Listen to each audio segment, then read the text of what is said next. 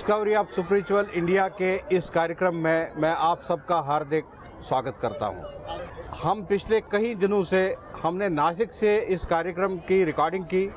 नासिक के अखाड़े जो वहां लग रहे हैं, नासिक में जो तैयारियां हो रही है प्रशासन की तरफ से, नासिक का जो कुंभ होता है ये सिंहस्थ महाकुंभ कहलाता है, जो हर 12 साल के बाद इस धरती पर संपन्न होता है। कुंभ को 2 जगहों में बांटा गया है। जो हमारे सन्यासी अखाड़े हैं उन सब का जो रहने की व्यवस्था रहेगी और शाही स्नान की व्यवस्था रहेगी वो त्र्यंबकेश्वर में रहेगी। वैष्णव अखाड़ों की जो व्यवस्था रहेगी वह नासिक में रहेगी और यहीं पर इसी जगह में वे शाही स्नान भी करेंगे। यह बहुत ही अति पावन, पवित्र और प्राचीन स्थल है जहां से ये कार्यक्रम अभी हो रहा है। इस स्थल का नाम है रामघाट। रामघाट के बारे में और इस स्थल के बारे में माँ गोदावरी के आपके दर्शन हो रहे हैं। आप पीछे देख रहे हैं, आपके पीछे में बहुत सारे बच्चे, बहुत सारे श्रद्धालु इस वक्त माँ गोदावरी में डुबकी लगा रहे हैं और अपने पाप धुल रहे हैं। ये भी आपको यहाँ दृश्य दिखने को मिल रहे हैं। इस कार्यक्रम में और जानकारी प्राप्त करने के लिए, आपका ज्ञान बढ़ाने के लिए हमारे साथ में यहाँ नासिक शहर से सतीश शुक्ला जी हमारे साथ जुड़ चुके हैं। सतीश शुक्ला जी गंगा गोदावरी पुरोहित संघ के अध्यक्ष हैं और आप काफ़ी सालों से इस मेले को देखते आ रहे हैं। आपने काफ़ी मेले देखे, यहाँ पर महाकुंभ के मेले देखे। यहाँ 350 पुरोहित परिवार इस संघ के मेंबर्स हैं और वो प्राचीन काल से उनके पास में मेंबरशिप्स है और प्राचीन काल से पूरे महाराष्ट्र और महाराष्ट्र के बाहर के जितने श्रद्धालु आते हैं उनका उन्होंने रिकॉर्ड मेंटेन किया है, अपने खातों में रिकॉर्ड मेंटेन किया है कि उनके पूर्वज कौन थे, उनका गोत्र कौन सा है, उनका गांव कौन सा है। तो हम सबसे पहले कार्यक्रम को शुरू करने से पहले मैं स्वागत करना चाहता हूं सतीश शुक्ला जी का। महाराज जी आपका बहुत बहुत स्वागत है, धन्यवाद है। सबसे पहले आपसे शुक्ला जी यही जानने की हम चेष्टा करेंगे कि जिस स्थान पर इस वक्त ये कार्यक्रम हो रहा है इसका क्या महत्व है और इसमें क्या आध्यात्मिक महत्व है और सामाजिक महत्व है। रामघाट है, उसके आसपास में ये मंदिर, इतने सारे मंदिर है, किस तरीके से यहाँ पर इसकी इम्पोर्टेंस है, हमारे दर्शकों को इसकी ज़रा आप जानकारी दे दीजिए महाराज। गंगा बड़ी गोदावरी, तीर्थ बड़े प्रयाग, धारा बड़ी समंदर की, पाप कटे हरिद्वार। हर एक तीर्थों का विशेष महत्व हर स्थान पर बताया हुआ है। ये गंगा जी की बड़ी बहन है। पृथ्वी तल पर सबसे पहले महानदी जो यहाँ पर आई है पृथ्वी तल पर, तो वो गोदावरी है, इसलिए गंगा बड़ी गोदावरी कहे। अच्छा, गंगा से पहले गोदावरी? गंगा जी से पहले गोदावरी आई है, इसलिए ये महानदी जो पृथ्वी पर आई है तो गौतम ऋषि जी ने तपश्चर्या करके भगवान शंकर जी को प्रसन्न करके, भगवान शंकर जी के जटा में से जब वास करने वाली जो ये गौतमी गंगा है इसको पृथ्वी पर लाया है। और पृथ्वी पर इसलिए लाया है कि गोदावरी का आगमन होने से सारे पातकों का तत्काल विनाश हो जाएगा और अपने पितरों का भी उद्धार गति हो जाएगी। तो ये वो गोदावरी है जो सबसे पहले महानदी यहाँ पर आई है। यहाँ भारत में 4 जगह कुंभ मेला होता है जी। पृथिव्याम कुंभ योगस्य चतुर्था भेद मुच्यते, हरिद्वारे प्रयागे च अवंत्याम गोदावरी तटे, सिंहस्थिते जे सिंहर के नासिके गौतमी तटे। जो सिंहस्थ कुंभ मेला का मूल स्थान जो वर्णन किया हुआ है ये 4 जगह है, हरिद्वार, इलाहाबाद, उज्जैन और नासिक। तो नासिक का यहाँ रामघाट का जो कुंभ मेले का स्थान है ये अनादिकाल से है जी। तो इसका महात्मा ये बताया हुआ है कि सिंह राशि में जब गुरु का आगमन होता है तब यहाँ का कुंभ मेला शुरू हो जाता है। तब स्वर्ग, मृत्यु, पाताल, ब्रह्मांड में से सभी देव देवताएं, तीर्थ, ऋषि, मुनि, सब वनस्पतियाँ सब यहाँ पर गोदावरी के तीर्थ में आते हैं। और जब तक सिंह राशि में गुरु होते हैं तब तक यहाँ पर गोदावरी के तीर्थ में उनका वास होता है, निवास होता है। तो 14 जुलाई को सिंह राशि में गुरु आ रहे हैं, 11 अगस्त रहेंगे तब तक यहाँ 1 साल का कुंभ मेला का महात्मा वर्णन किया हुआ है। शुक्ला जी, एक जानकारी हमारे को आपसे ये चाहिए होगी कि इसी में जब सिंह राशि में जब गुरु प्रवेश करते हैं तो इसी में कुंभ की क्यों परंपरा रखी गई है? कुंभ की इसके पीछे में क्या महात्मा है? कुंभ की परंपरा इसलिए है कि जब देव और दानव इनमें जब संग्राम हुआ था तब वो समुद्र मंथन करके अमृत कुंभ निकाला। जी। तो इंद्र का पुत्र जयंत है, जयंत जी ने वो अमृत कुंभ पृथ्वी पर से स्वर्ग में ले जाते वक्त 4 जगह पर रखा था। तो वो 4 जगह जो है वो हरिद्वार, इलाहाबाद, उज्जैन और नासिक। तो नासिक में जिस समय रखा था तब गुरु, सूर्य और चंद्रमा जिस राशि में थे, तो उस राशि में जब वो पुनः आते हैं तब वो कुंभ का स्नान का पर्व होता है। ये चारों जगह में जब सिंह राशि में गुरु प्रवेश करते तब नासिक में, तब हरिद्वार में भी, हरिद्वार में कुंभ राशि में जब गुरु होते हैं तब हरिद्वार में होता है। अच्छा जी। और प्रयाग में ये अपना मेष राशि में जब ये होता है तब प्रयाग का होता है। और उज्जैन में सिंह राशि में गुरु होता है। अच्छा, और मेष राशि में सूर्य होता है तब प्रयाग का उज्जैन का होता है। इसीलिए वो 2016 में साथ में होगा। वो सिंह गुरु एक राशि में साधारणतः 13 महीना होता है। तब सूर्य जब यहाँ पर सिंह राशि में होता है तब यहाँ का कुंभ मेला विशेष प्राधान्य से है। जी, जी, जी। और मेष राशि में जब सूर्य होता है तब उज्जैन का होता है। लेकिन जो ये गुरु होते हैं तब वो दोनों भी सिंह राशि में होते हैं, उज्जैन और नासिक का।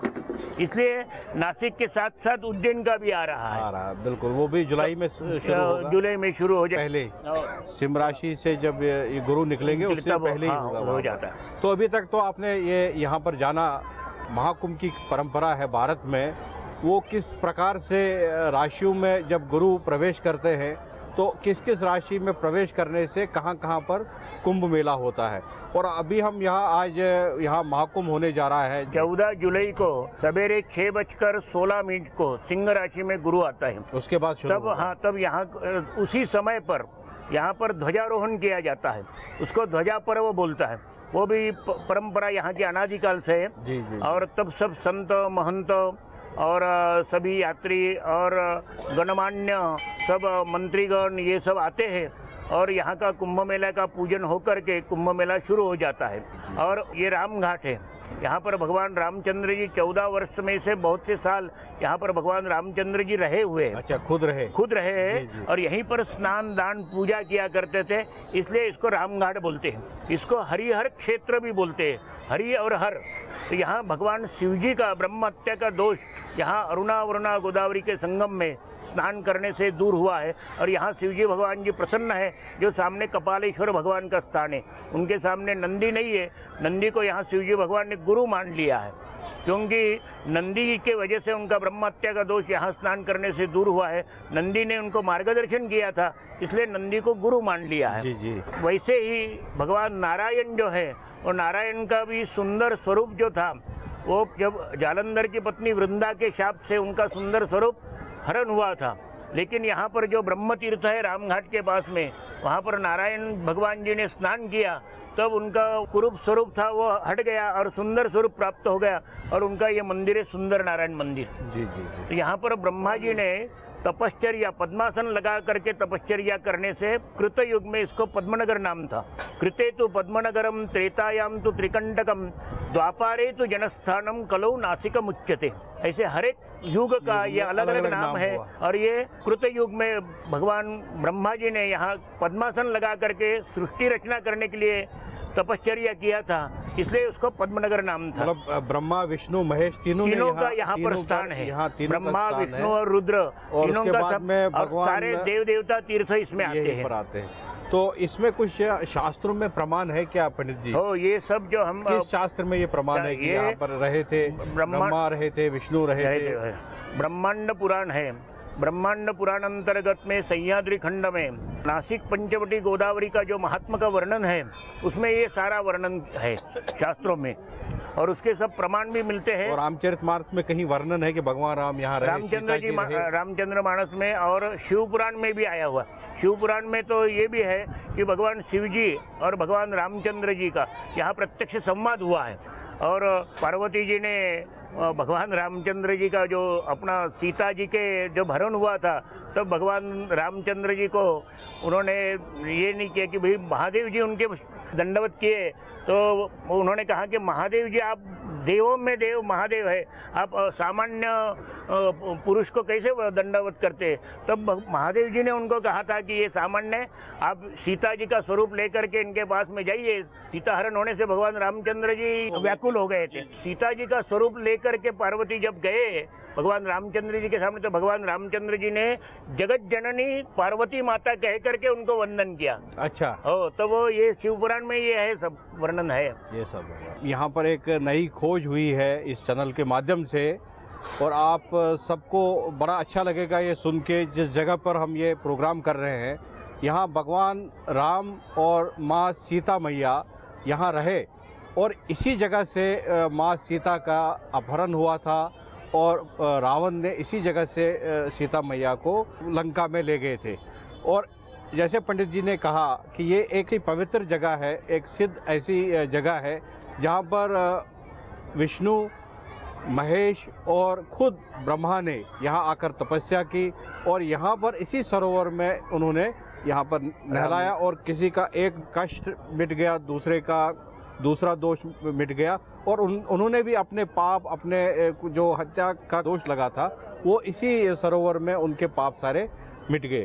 तो ये यहाँ तक पंडित जी के साथ हमने ये चर्चा की, आपको भी अच्छा लगा होगा, हमको भी अच्छा लग रहा है। महाराज जी, हमारे सामने में एक मंदिर है, और हमने सुना है कि ये 12 साल के बाद कुंभ में ही खुलता है। तो क्या महत्व है इस मंदिर का? क्यों ये 12 साल के बाद हम ये खोलते हैं? ये जो मंदिर है ये 12 साल में इसलिए खुलता है कि ये माता भागीरथी माता जी का मंदिर है, और माता भागीरथी जो है वो गोदावरी जी की छोटी बहन है, और छोटी बहन बड़ी बहन को मिलने को आती है। तो बड़ी बहन को कब कब मिलने को आती है तो शास्त्रों में भी लिखा हुआ है, लेकिन ये जो मंदिर है ये बहुत, इसकी परंपरा बहुत प्राचीन है। तो जब सिंह राशि में गुरु आता है तब यहाँ भागीरथी माता जी गोदावरी को मिलने को आती है बड़ी बहन के यहाँ पर, तब वो मंदिर खुलता है।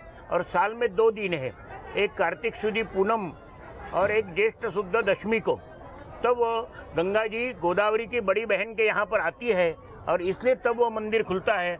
और बुजुर्ग लोगों ने वर्णन किया हुआ है कि उस समय पर इस मंदिर के जो दरवाजे थे वो उस समय पर आप ही आप खुलते थे। इसके ऊपर किसी का विश्वास बनेगा नहीं बनेगा हमको इसमें जाना नहीं है, लेकिन जो परंपरा लोग बताते थे वो हमने सुना है। लेकिन हमने अपने आँखों से एक बार प्रत्यक्ष देखा हुआ है कि यहाँ का जो मंदिर का दरवाज़ा था वो आप ही आप खुल गया था, और यहाँ पर फूल बेचने वाली एक मालिन बैठती थी, वो उधर आकर के हमको बोलने लगी कि भाई मंदिर का दरवाज़ा खुल गया है।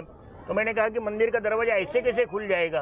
तो हमने आपके समय की बात है? हमारे समय की बात है। जी। तो उस समय पर हमको लगा कि कोई लोग दरवाज़ा खोल करके अंदर में पैसे डाले हुए होते, वो निकालने के लिए खोला होगा, इसलिए हमने आकर के देखा तो मंदिर का दरवाज़ा खुल गया था। लेकिन पैसे लोग जो अंदर से डालते थे, ऊपर से ऐसा एक छोटा सा झरोका था, उसमें से डालते, वो पैसे वैसे के वैसे थे। तो हमको भी बड़ा ताज्जुब लगा जब हमने देखा कि वो जो दिन था उस समय पर हरिद्वार में कुंभ का स्नान था, और उस समय पर वो मंदिर का दरवाज़ा आप ही आप खुल गया था।